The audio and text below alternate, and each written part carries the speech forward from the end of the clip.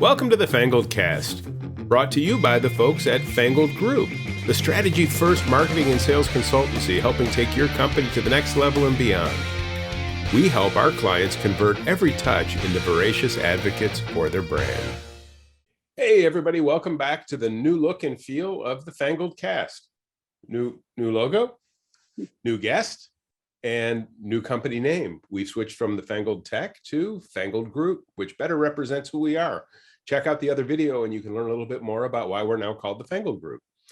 Today, I've got a special guest on, a very old friend of mine. And I say that just because, I'm very old.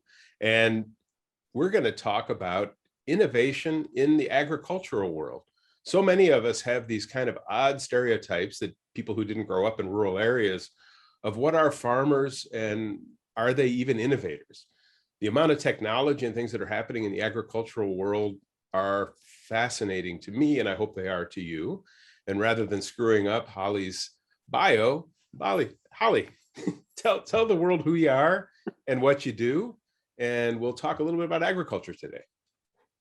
Awesome. Thank you, Andrew. And just for the record, you said old friend, so of course that dates me, but Andrew and I went to college together, and I'm thrilled to be here with you today.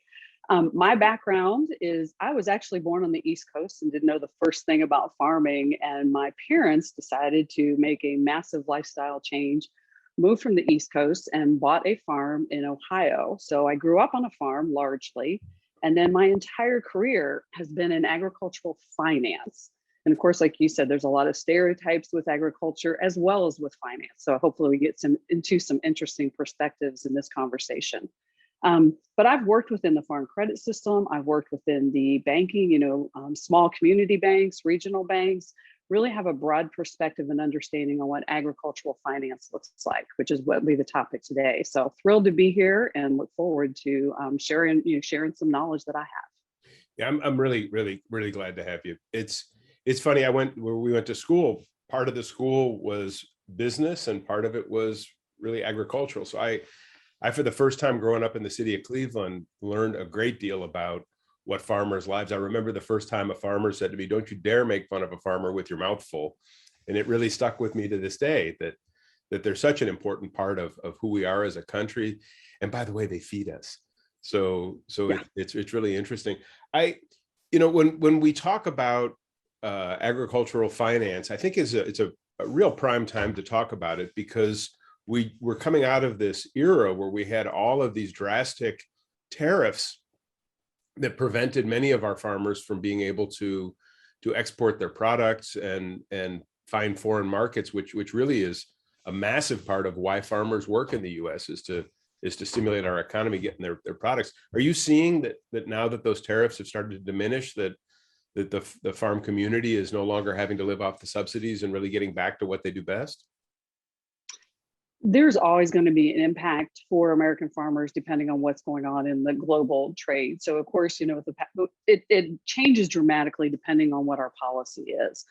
And right now, it's really difficult to put your finger on one thing and say this is having the largest impact. We have a lot of environmental impacts as well going on. Sure. And you'll see a shift in agriculture as awareness increases to sustainability as well. So you've got very traditional farming.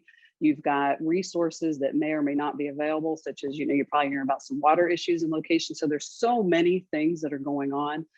Trade absolutely is an important factor in that. And right now, it's a pretty good time for farmers, given where the trade environment is, but there's also significant challenges depending on their location. And, as you're aware, the diversity within agriculture is just massive. You go from crops, row crops, trees, livestock, so on and so forth. Yeah. So many people think of, farming as those vegetables at the supermarket and forget about all of the other things that agriculture does in terms of animal farming, in terms of grains and what goes into other types of food, and even raw materials for products, including ethanol for fuel. And just yesterday I saw a truck drive by that had a big sign on it that they were innovators in soy for automobile fuel and diesel, biodiesel. So it's interesting. Just the expanse of what agriculture means to all of us is so important. I know you're now just been promoted to the Queen Poobah at oh, that's not the title, at Grower's Edge. No. No, that's what you used to call me in college, and I appreciated it then. But yeah, I appreciate the comment. Yeah, but no, I was recently promoted to Executive Vice President and Chief Lending Officer with Grower's Edge, which is an innovative agricultural company, fintech to be specific. It is our space. You know, our foundation is data. And then we have several products and continue innovation of new products. Yeah, the product that fascinated me the most is this idea of a warranty in the farming industry, giving a warranty to farmers. Can you explain what that means? Well, that is the product that I have the least amount of expertise in, but I can share with you. You're welcome then for asking. Exactly. But no, we do have a warranty product that is really interesting. And that's one of the things where I come in on the finance side and looking at how do we, position those products together for success for growers.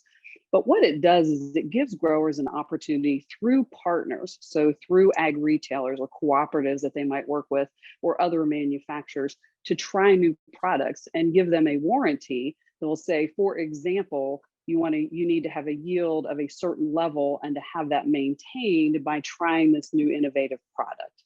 So it helps farmers with innovation themselves, like on the field, learning how to do it, as well as those partners to move some new products and experiment and see how they work in different areas and what the success rate is. That's interesting. So in the past, when you came across farmers that were extremely resistant to change, we've been using this system for 2 generations, and you're telling me you want me to try something new and take the risk. This sort of gets those guys off of the fear and manages that risk for them. Exactly. And in today's world, there are some stereotypes, that you'll think, they don't want to shift. Agriculture as a whole has been slower to get into the fintech space and technology, as I know we're going to talk about. But also you'll find a lot of farmers at the core are quite innovative and very willing to make those shifts. Mm-hmm. But, farming is a lifestyle as well as a business. So that balance between, what are they comfortable with for the lifestyle as far as then securing their future as a business, you might find them being a little more inclined to try new things. But, with a warranty, absolutely gives them a clear pathway, to give it a go, where otherwise they might pull back a little bit. Yeah, you just hit on one of my favorite things I learned about farmers when I was a college kid, and since with my friends in agriculture, is people who have the ability to just do all sorts of stuff and do it well. That most people, whether it's the tractor broke down and they can't get it somewhere to fix it, they have to know how to do it, and they know how to deal with the animals, and they know the right feed. And I still to this day, my old college roommate, who's one of my closest friends in the world, if I'm a gardening and I got a gardening question, he's a chemical expert. I can give him a call and get better information than I can on the 800 number on the back of some pesticide that I probably shouldn't be using. It's fascinating. So the warranty part is your least. Let's move towards the stuff that you know even more about and how it affects the farmers. Because most people don't think about lending in terms of products and how they work. What's the coolest product that you guys are bringing to the market in the financial world that really helps farmers grow? Well, what we've launched with is an end-to-end, what I would truly describe as a world-class digital platform for input finance.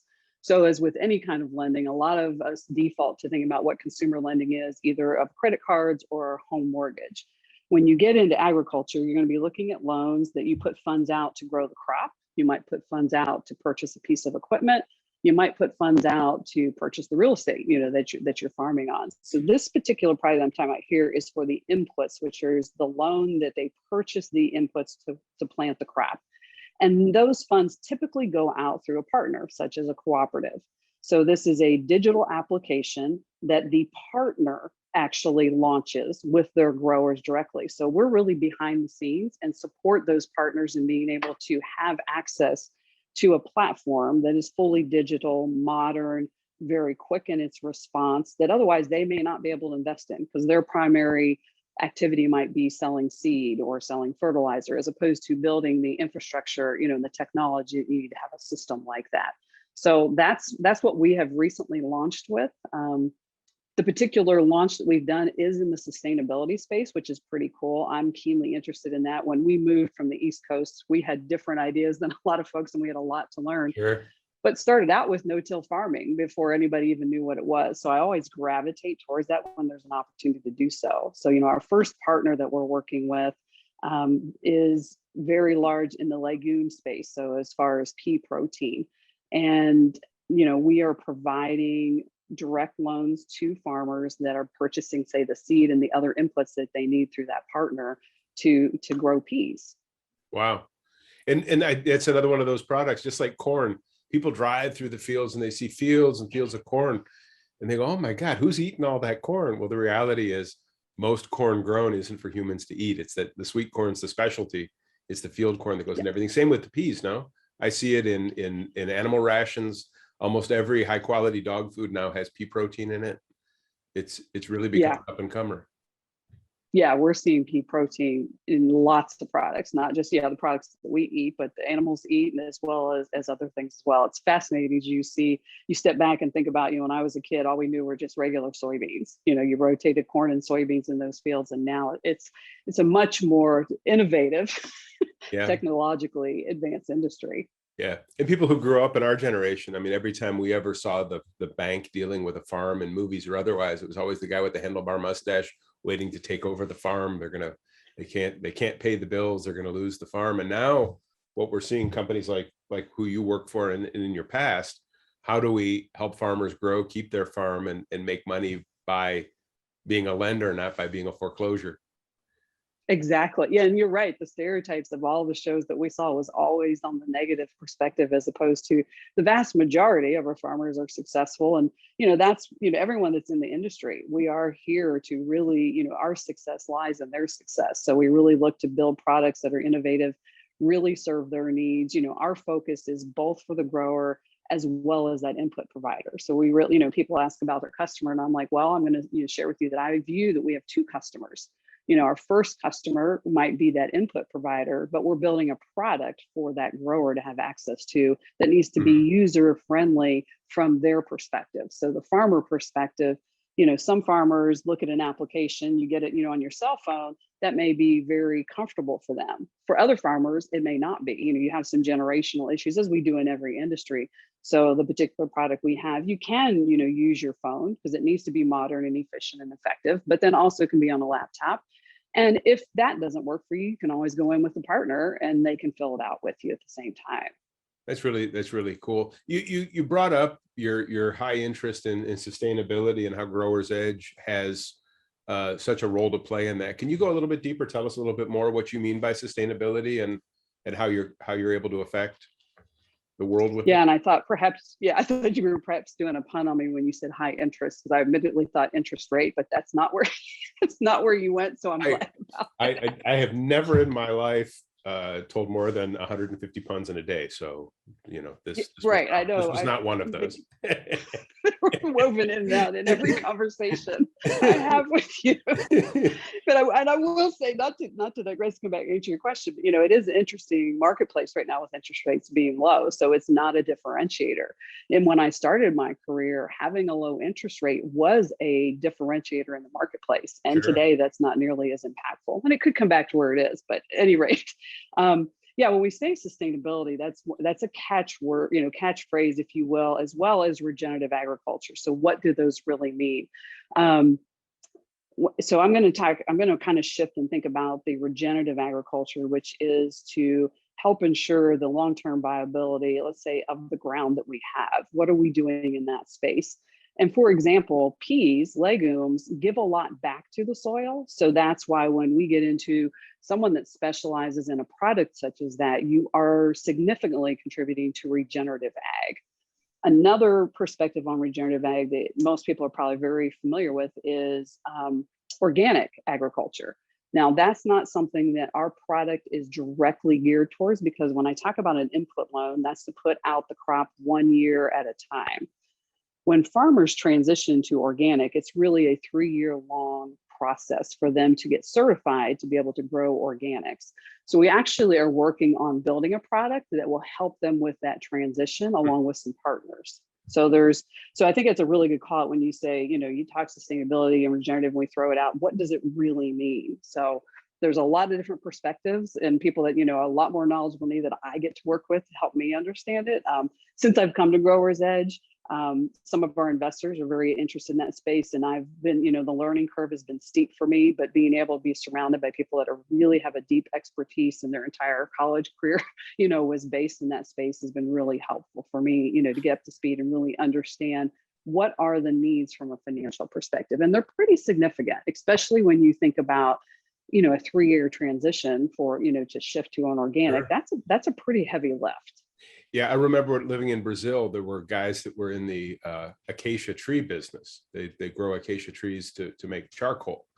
And there were other guys that were in the pine industry. And of course, Brazil had the perfect climate to get pine trees to the point of being able to be forested more than anywhere else in the world. But you're talking about people whose farming business is for their kids. Because you plant a tree, chances are you may get one harvest out of your forest before you pass on. So the financial part of that is such a 3 years is nothing to a tree farmer. So I got a question about the market. I know that still we've now I think it's 16 states have legalized recreational cannabis more for medicinal. Hemp is now legal to grow again in the US for a variety of, for pulp and also for CBD. But none of those people are legally allowed to use the federal banking system for the money. Are companies like yours able to get involved and loan money to folks in those industries? Yeah, you've done your homework. I would say, Andrew, because not most people understand that, federally, if you are federally regulated, that's a pretty sticky place for you to get into and look to help finance for those activities. We're not doing that yet, but that actually is something that is on the radar as we look at our roadmap of where we might go. Given that we are not in that type of financing and don't have the heavy regulation, it is an opportunity that's available to us. But I would just say that's further down our roadmap. This product, I will say is pretty astounding to me. It was started, the building of it started approximately 10 months ago, and we've already launched it from a technology platform, which is really fast. So you think about how, the roadmap that we have and the different iterations that is on there. But at this point, we're really focused on building this core piece, getting really efficient, effective with that, get that launched with many more partners, and then see where we go. And that is certainly an opportunity that we would be looking at. Are there differences in being able to seek financial help with organizations for more niche farming opportunities? Like I know you're very much into bee culture. Some of the less known and more cash intensive type farming opportunities besides the big, I've got X number of acres and I'm farming. Is there help out there for folks? A lot of that honestly is going to come down to just what are the financials for that. I would say if you have a financially viable business plan, that you're probably going to be able to find somebody that will back you.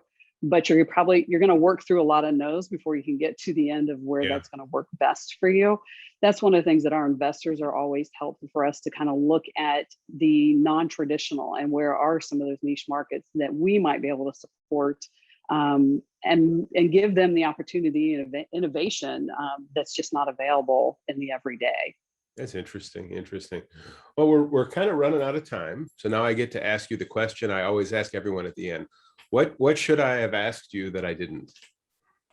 I would suggest you might ask, why am I interested in ag finance?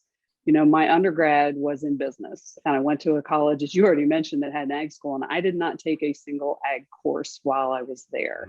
And then I went on and got my master's in ag econ. And the reason that I'm keenly, specifically interested in ag finance is when I was a kid and we did run into some challenges with the farm and had some issues with our lenders, and they had some of their own issues. And there were times when we weren't sure we were going to make it. So I really had a mission to understand how do you run businesses, which is why I, did the economics at Wilmington. But then after I got out of there and really recognized that my passion lies more specifically with business and agriculture, I went on with my degree. and want to do all I can to be able to provide capital to farmers that perhaps are in niche or in the standard everyday regular farming, an opportunity to have access to that capital. And today in an efficient, modern, high technology perspective. But that having that unique base that's separate from that career, I think gives you an edge when over those that had a different focus in their education. So it's kind of neat. Yeah.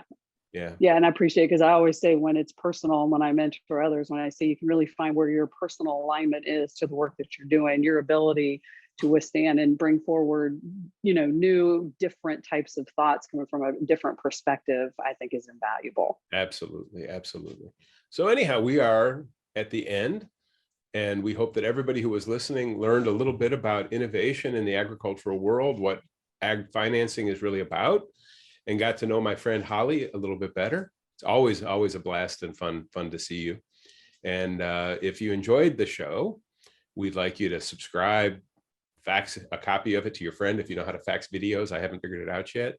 And tell the world. So you can check out the FangledCast, watch the previous episodes, and let us know what you think about the new look and feel of the logos, the intro, the ending. The FangledCast is brought to you by the great people at the Fangled Group, where we help you convert every touch into voracious advocates for your brand.